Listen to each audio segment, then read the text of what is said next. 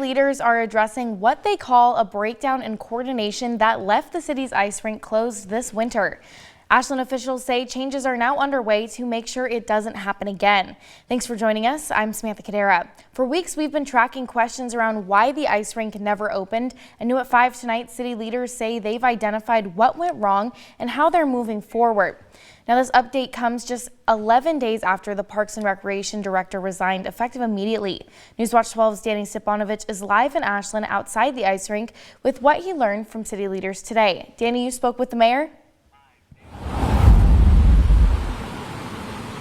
Thanks, Sam. As you can see, the ice rink is sitting empty behind me, unfortunately. Now, what's even more unfortunate is city leaders tell me this could have been preventable. Here's what I learned on how it hit families and businesses, what went wrong behind the scenes, and what the city's doing to make sure this doesn't happen again. The empty rink became a visible sign of frustration, but city officials say the closure came down to a permitting failure. Parks and Rec chose to leave the rink's canopy up year-round to save money, but that decision meant the structure had to meet code and permit standards. City leaders say that work wasn't completed in time.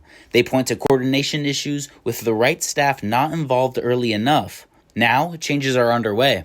By bringing the capital projects from the Parks and Recreation Department into the public works system at the city through this realigned position, we're going to be seeing a lot greater efficiency and also making sure that we're able to keep projects on schedule.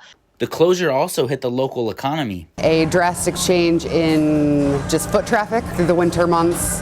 We just don't get the nighttime traffic anymore. Romano says the rink's closure meant fewer families downtown. Oh, nobody was happy. Nobody was happy.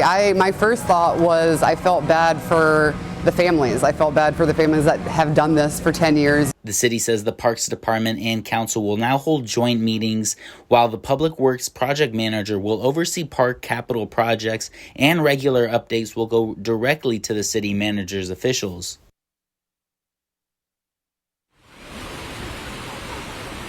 Now, the rink is on track to reopen this summer with changes aimed at keeping community traditions and winter foot traffic back on ice next season. In Ashland, Danny Stepanovich.